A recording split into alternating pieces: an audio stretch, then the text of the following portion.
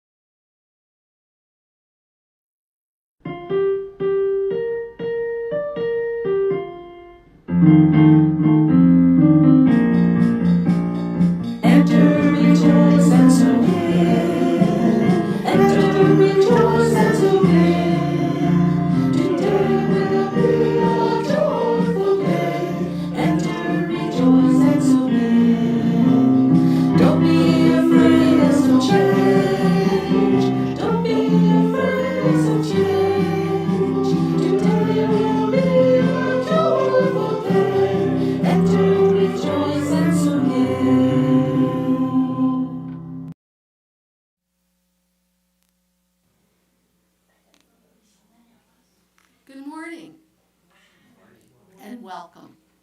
I'm Laura Anderson and I will be the worship associate for this service of the Unitarian Universalist Fellowship of Charlotte County, also known as UUFCC.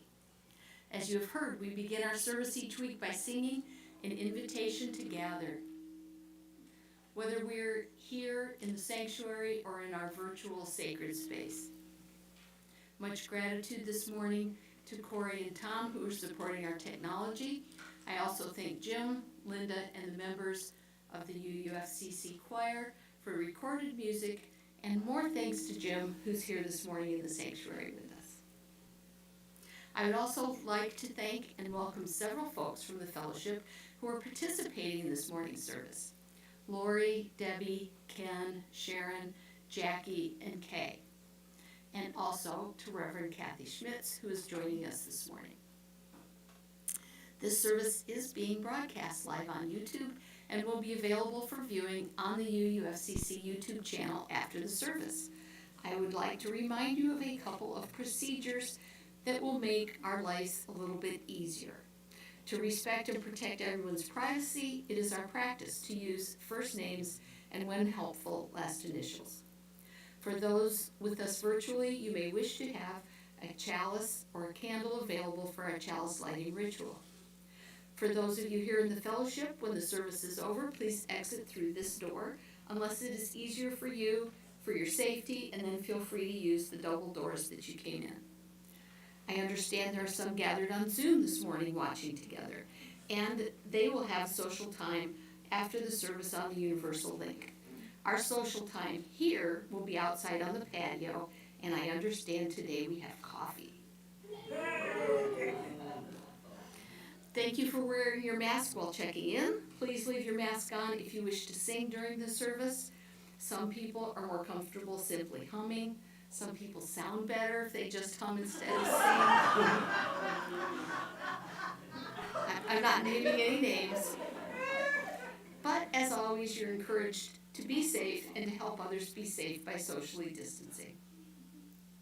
We are a progressive and inclusive spiritual community. We value the free and reasonable search for truth and meaning and offer a caring and diverse religious community guided by reason, conscience, and compassion. We encourage intellectual inquiry, foster growth, and promote social justice and environmental responsibility. Our welcome is genuine. If you are here and for the first time and comfortable doing so, would you stand or wave? Tell us where you're from, what your name is, so we can welcome you.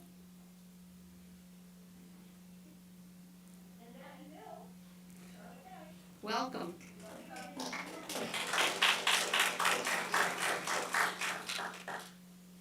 If you have not already, you can take the opportunity, please, to meet with one of our membership team following the service. If you are new and watching us virtually, we can't see you wave, but we welcome you too.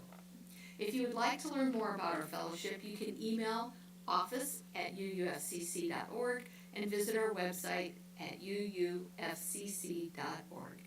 And wherever you are, we're glad that you have chosen to spend your Sunday morning with us. The chalice lighting today is for Holy Days on which we recall the old stories by Dillman Baker Sorrells. For Holy Days on which we recall the old stories, we light the flame. For Passover, which reminds us of the courage and strength of those seeking freedom in the past, we light the flame. For Easter, which reminds us that love is our greatest challenge, we light the flame. for the opportunity to be together as a community, to remember the past, to plan for our future, and to be alive in our present. Lori, would you light the chalice for us this morning? As Lori comes forward to light the chalice, please join me in this morning's chalice lighting words. Love is the spirit of this fellowship, and service is its law. This is our aspiration, to dwell together in peace, to seek truth in love, and to help one another. Thank you, Lori. The prelude this morning is Were You There?, arranged by Calvin Taylor.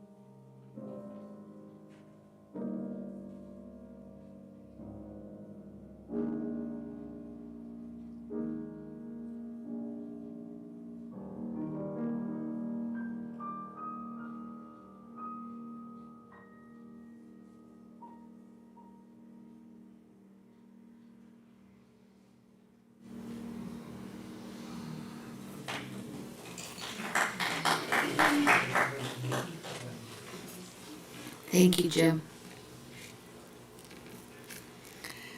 Our opening words this morning are meditation, remembering Passover. And I have some help with them this morning. Kay, Ken, Sharon, and Lori.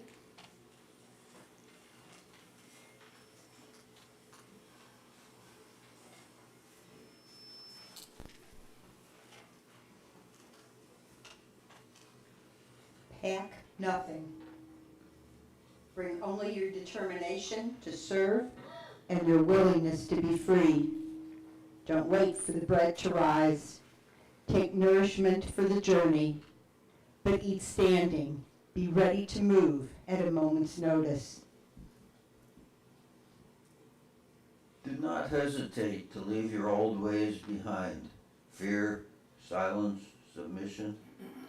Only surrender to the need of the time, to love justice and walk humbly with your God. Begin quickly, before you have time to sink back into old slavery. Set out in the dark. I will send fire to warm and encourage you. I will be with you in the fire, and I will be with you in the cloud. I will give you dreams in the desert.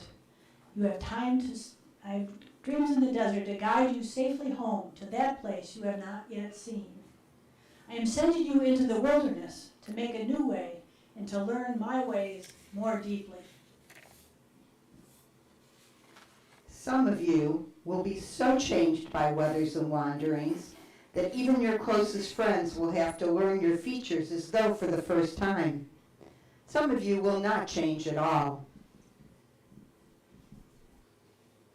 Some will be abandoned by your dearest loves and misunderstood by those who have known you since birth and feel abandoned by you.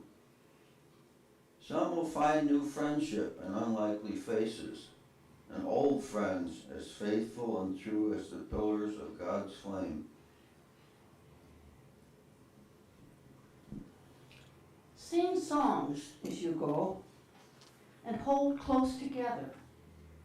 You may at times grow confused and lose your way.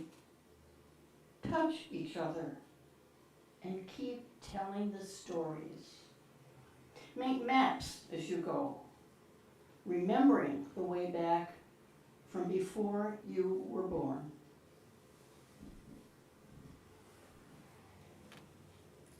So you will be only the first of many waves of deliverance on these desert seas. It is the first of many beginnings, your paschal tide. Remain true to this mystery. Pass on the whole story. Do not go back. I am with you now, and I am waiting for you.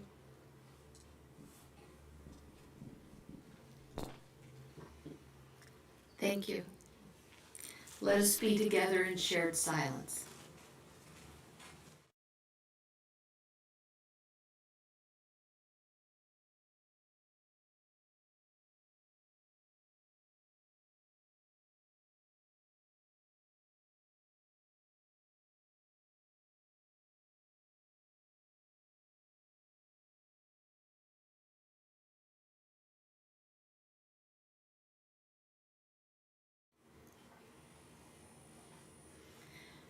We acknowledge the sacredness of living by sharing our joys, sorrows, and life milestones by entering them in the Book of Life.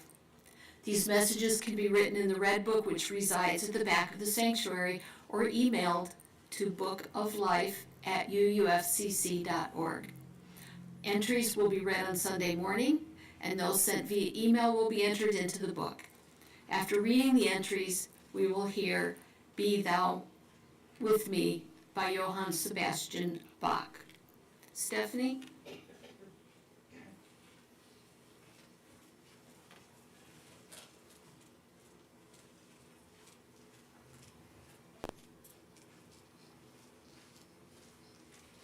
Thank you, Stephanie.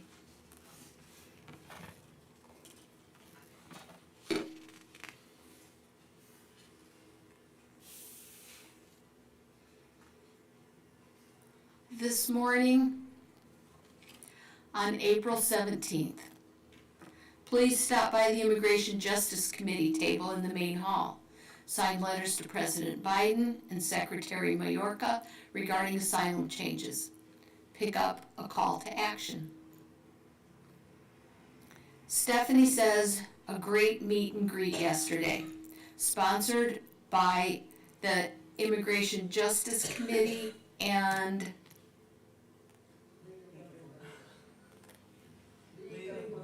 oh, yes, it says LWV, League of Women Voters. And Indivisible. There were lots of people here. At our fellowship, the audience got to hear from 2 candidates running for the local school board. Jackie asks us to please keep Robert Moran in our thoughts. He has a bad cold, not COVID, and would appreciate your thoughts. Please join me in celebrating with Corey. Corey says, I will be starting a new job with the phone giant AT&T. Please send positive and hopeful vibes. I look forward to what the future will bring.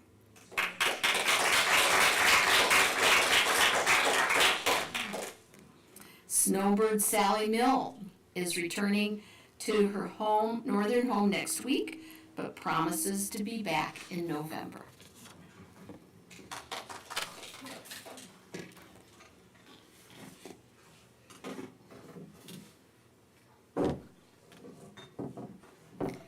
May we hold these and our unspoken joys and sorrows in our hearts. May we also hold one another in love and tenderness, so that this fellowship may be a source of strength and comfort, courage and hope in the days and weeks ahead.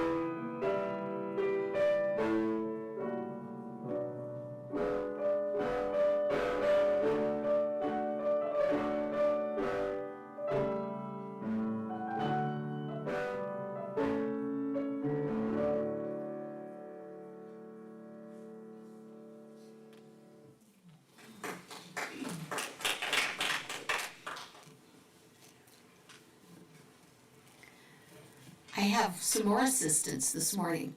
Our reading is going to be done by Debbie and Jackie. The reading this morning comes from the Christian Gospel of Mark. It contains the Easter story as found at the end of the Gospel of Mark.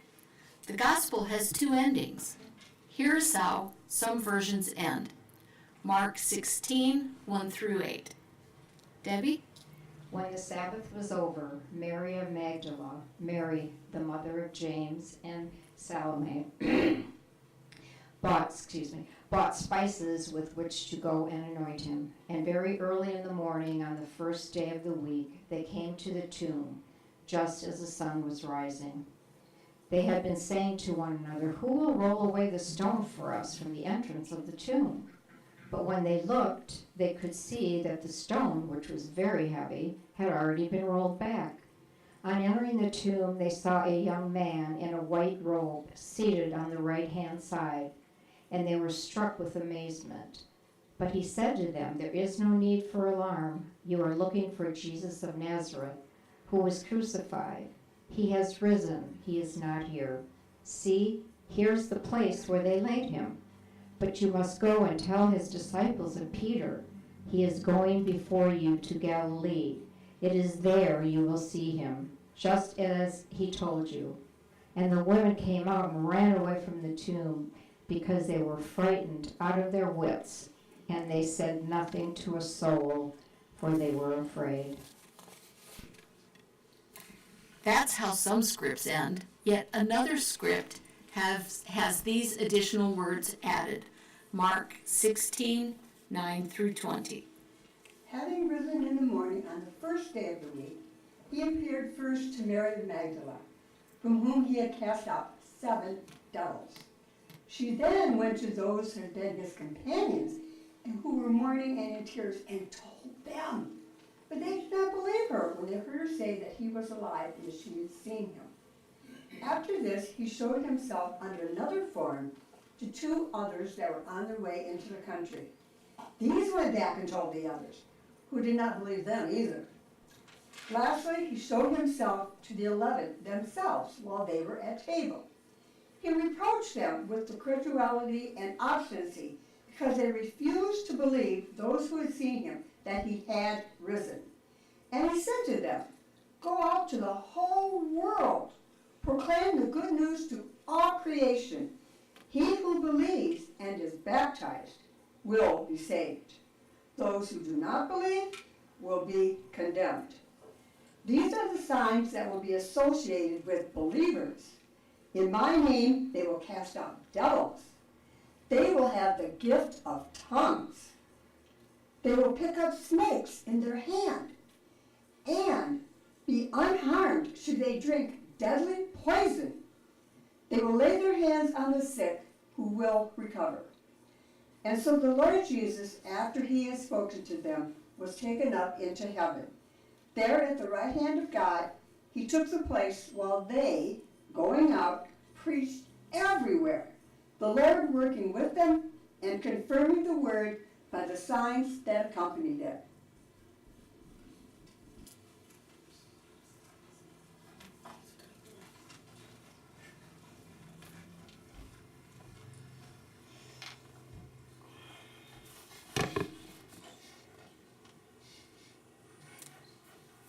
Just another typical morning in a Unitarian Universalist congregation. When I serve congregations for a number of years, I tend to alternate years.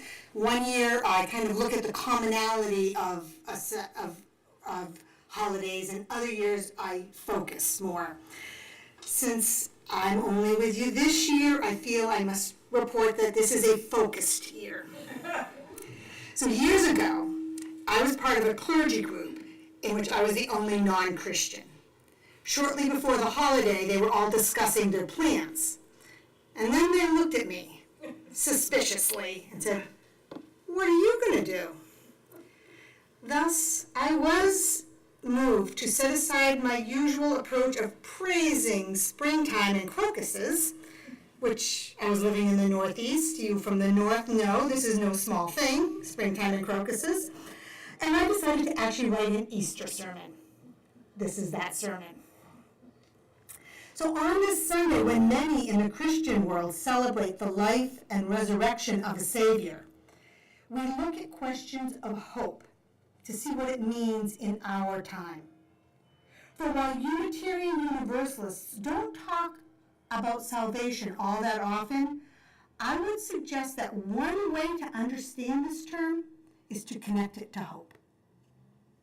Hope, at least according to Webster's, is to cherish a desire with an expectation of fulfillment. There are some hopes we can do nothing about.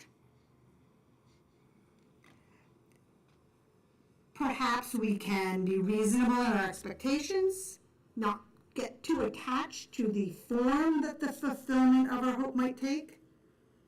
But to hope is to cherish a desire with an expectation of fulfillment. But sometimes our hopes need a little help from us. Sometimes we need to do something for there to be any hope at all. To hope is to cherish a desire with an expectation of fulfillment. Sometimes what we need is hope. Sometimes we need the ability to find and maintain hope can be our salvation. So perhaps to be saved is to have hope, and to have hope is to be saved. So what will salvation look like for us? What are we called to do to help bring forth rebirth and renewal in our society, our nation, and our world in times such as these? Many today live without hope, and that was before we found ourselves living with the challenges of a pandemic and everything that it has brought. Many today live without hope. People gathered here, people in the wider world, across Florida, around the nation and the world. The daily headlines can certainly be a source of despair. It is possible to spend all of one's time in despair. However, I would like to suggest that we have other choices. I want to suggest that we can make the choice to have hope instead. This is better for ourselves, for our neighbors, for our worlds. Can I stand here and say that if you are hopeful, everything will turn out okay? Well, yes and no. Depends in part on by what you mean by turn out okay. If you mean everything will turn out just the way you want it, the answer is no. If you mean, will everything turn out in a way from which a new path can be found? Can everything turn out in a way from which a new path can be found? Then the answer is yes. So let's say, just to be modest, that your hope is for world peace. Seeing the state of the world, you might decide it's impossible and give up, and spend all of your time in despair. You might occasionally emerge from your despair-driven funk, occasionally just long enough to make cynical remarks that drag everyone around you down into your place of gloom as well. Nothing in that scenario is likely to advance the cause of world peace, nor is it likely to make you feel any better. So let's say you decide to have hope. Will it be achieved? Not likely, not soon. Can you make a difference in your corner of the world? Probably. Actually, absolutely. There's a story that's often told in environmental circles that's attributed to Lauren Isling. Probably some of you have heard it before. It's about a person walking down the beach, and up ahead they see someone who's repeatedly leaning down and tossing something out into the ocean. When the person gets closer, they realize that what the person is doing is picking up one of the many starfish on the beach, tossing it out into the ocean in a seemingly endless and hopeless task. "What are you doing?" called the walker. "Throwing these starfish into the sea." "I mean, why?" "Because the tide is going out and the sun is coming up and they'll all dry out."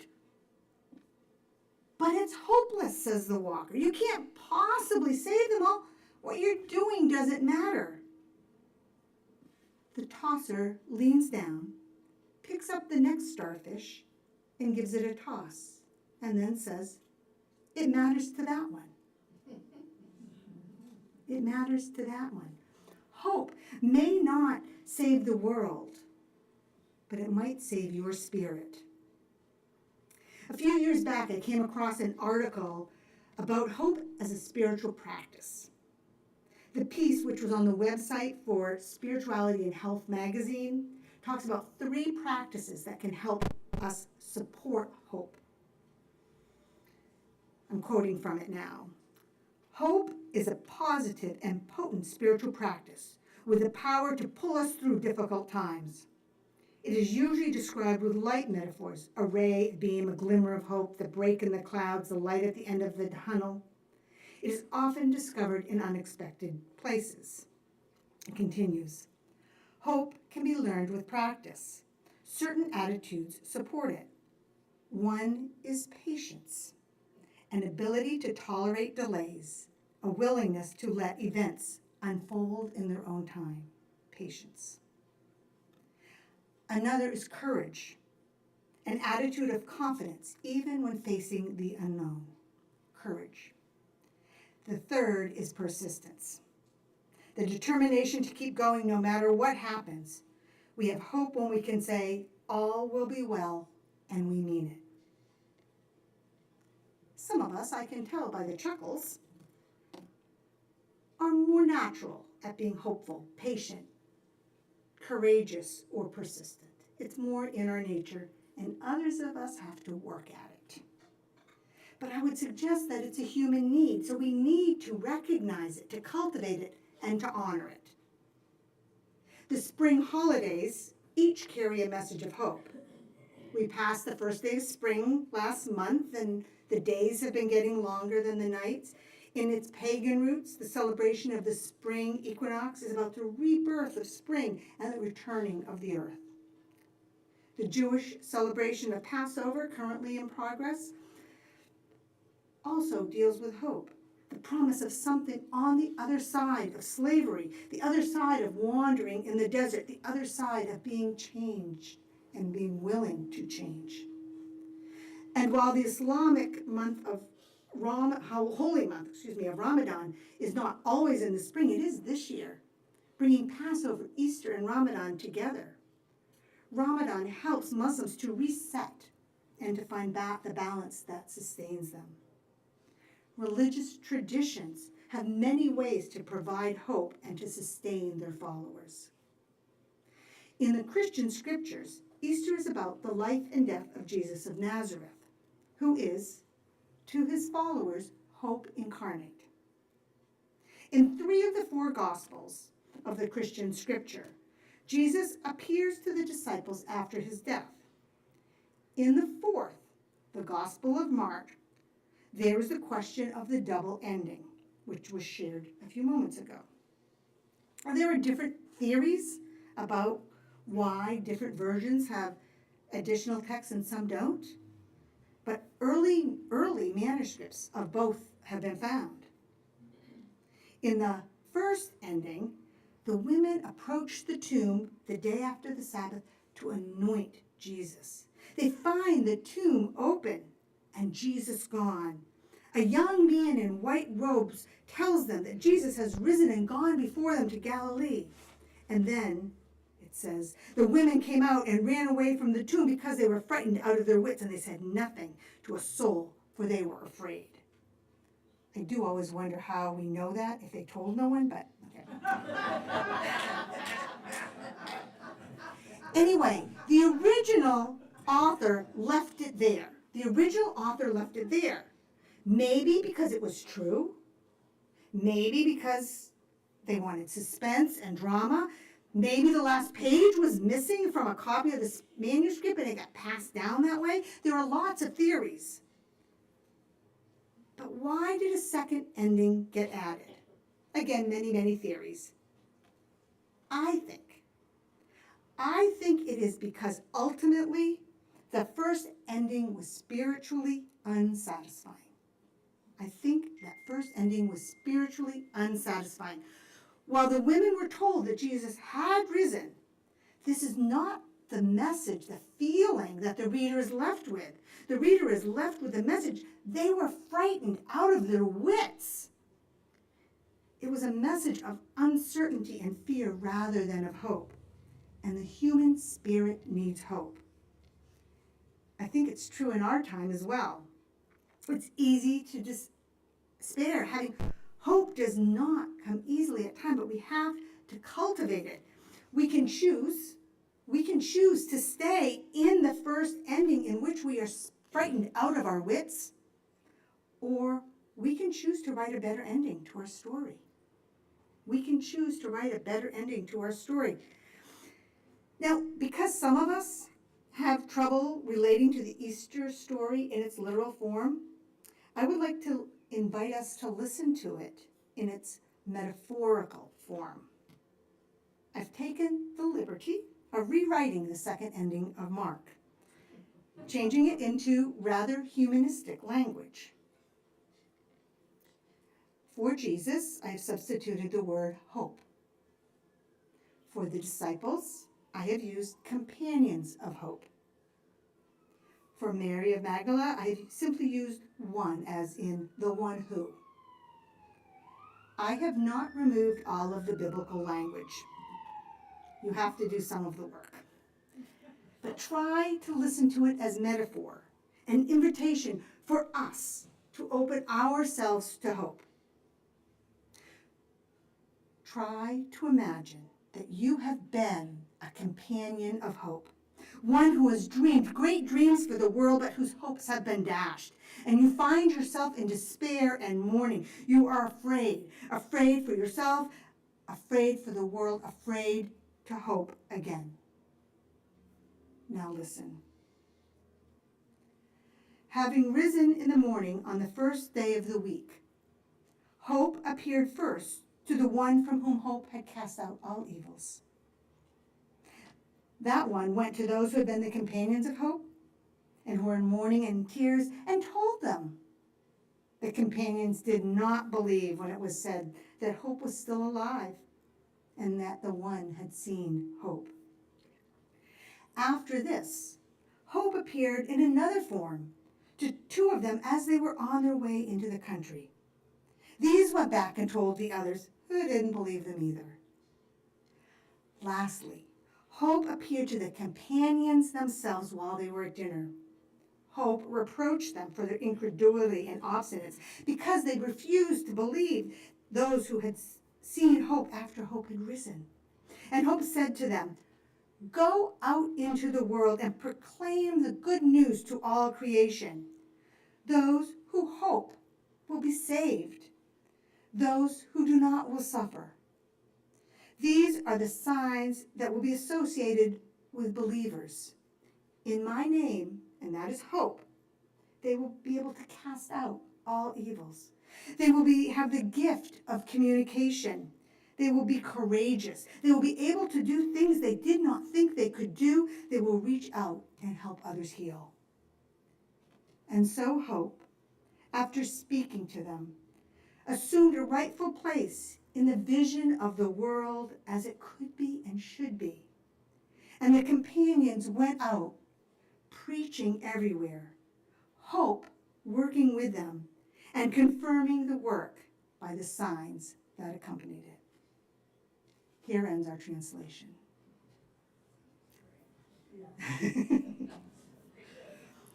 Too many people today are in despair, are in mourning, are afraid. They refuse to see the opportunity for hope that still exists. This despair is too easy, maybe even lazy or selfish. Of course, we will all have our moments of despair, our difficult times. But ultimately, the world needs the hope that is available. The world needs us to recognize it, to embrace it, and to share it. The world needs us to create hope when and where we can, beginning in our own hearts. This may take practice and hard work. It may not come easy. It will require something of us. It will undoubtedly require patience and courage and persistence. You can't save the whole world, but you can choose actions that matter to some, even if it can only be said it mattered to that one. Sometimes what is needed is hope, and the ability to find and maintain hope can be our salvation. We find in the added ending of our story that not only are we called to have hope, we are called to act out of that hope. Something is required of us, the companions of hope. We are called to make hope real in the world, to recognize it, to embrace it, to share it with the world. Easter time, springtime, is a time of hope, a time of awakening, a reminder to our weary spirits of the renewal that is possible, a call to see what within us is in need of resurrection, an opportunity to be born once again to the wonders of this life that we share. May it be so. Our hymn is from our hymnal, Lo, the Earth Awakes Again.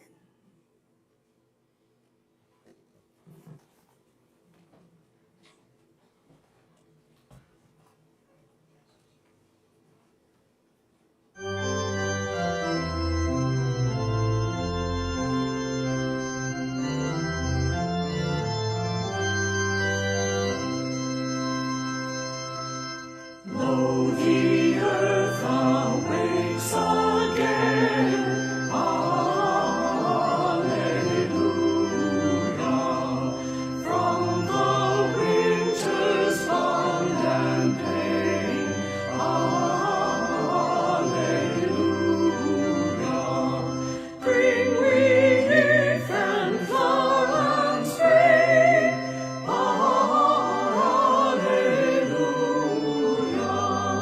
To adorn this happy day. Alleluia.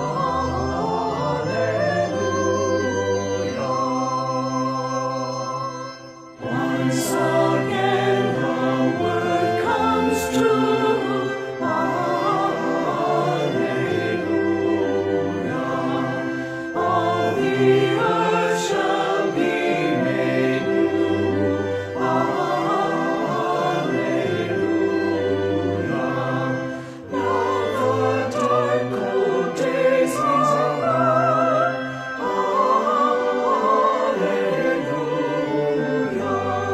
Spring and gladness are before.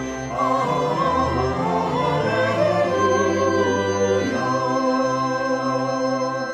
Children morning into praise. Alleluia.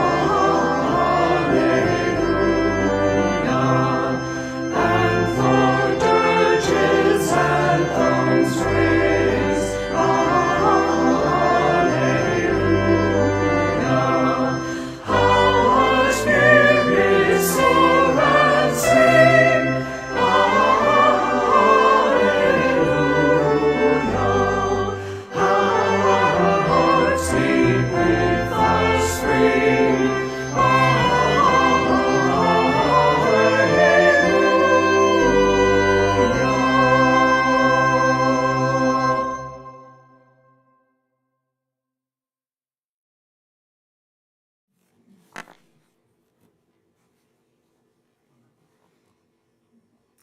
In our tradition, congregations exist because of the generous support of members and friends. It is our privilege and our responsibility to ensure the health and future of this fellowship. To this end, your offerings to support the ministries of this fellowship may be made this morning with a basket, or mailed to the office, or use the Venmo app. Payments through Venmo should be made to UUFCC offering.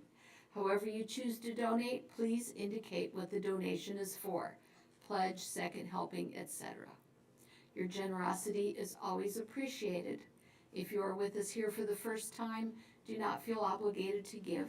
Today you are our guest. We will now receive the offering.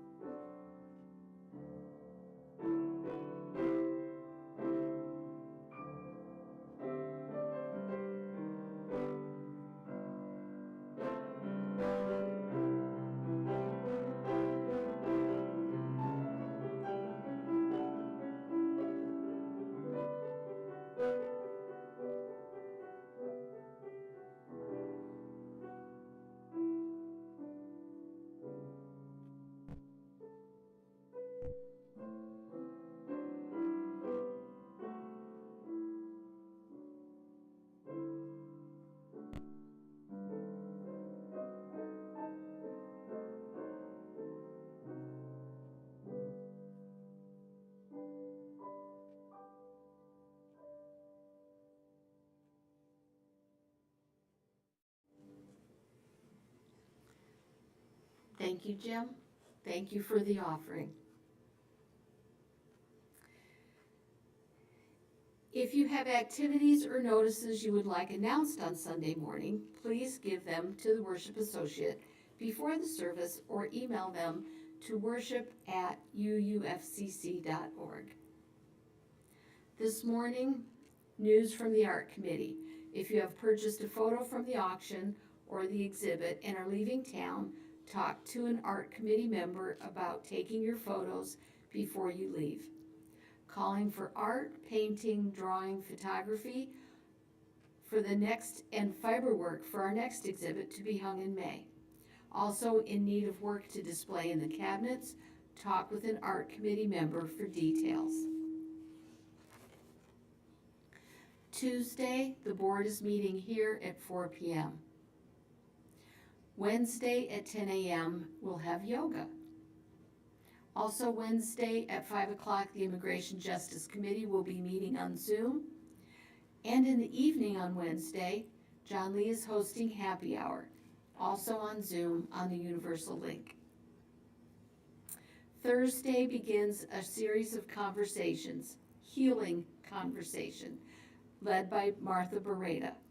And at 4:30, the Buddhist meditation group will meet. Both of these are here at the fellowship. I see we're making some progress on our pledges and on our budget for next year. If you have not yet turned in your pledge form, please do so as soon as possible. When you came in, did you see a sign-up sheet for making coffee? If you want coffee in the morning, we all need to pitch in. UUFCC is hiring an office assistant. If you or you know someone who is interested, see the weekly update for the details. Our newsletter will continue. We have 2 volunteers and they are seeking a third. If you're interested, see Herb or Mary Lou. If you're interested in a Reiki healing, contact Sue. All of this and more details on all of these in the weekly update.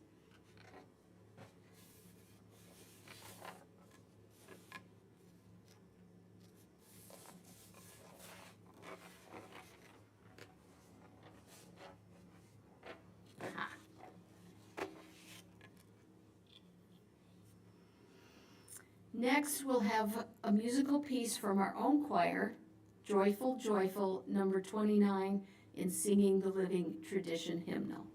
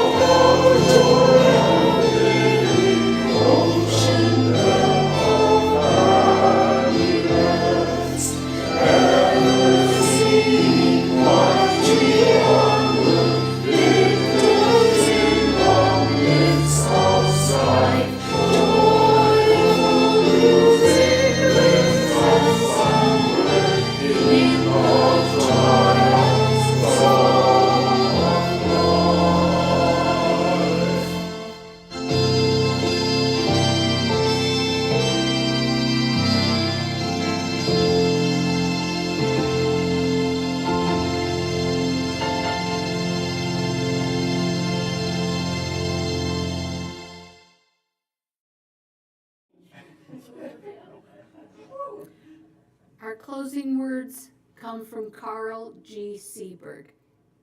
Between the dawn and dusk of our being, let us be brave and loving. In our little passage through the light, let us sustain and forward the human venture in gentleness, in service, and in thought. Please join me in our traditional recitation as Lori extinguishes the chalice.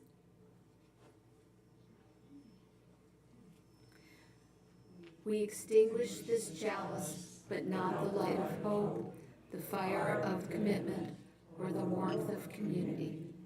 May those ideals shine in our lives and warm our hearts until we are together again. Go now in peace.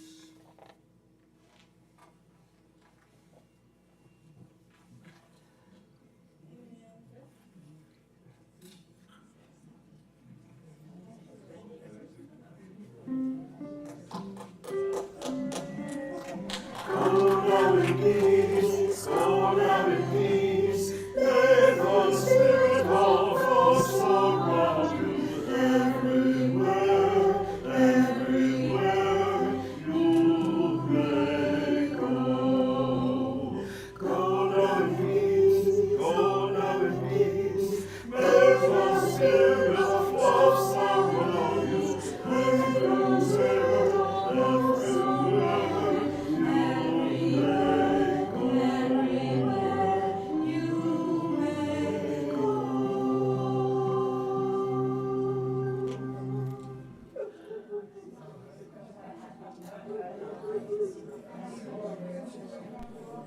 Thank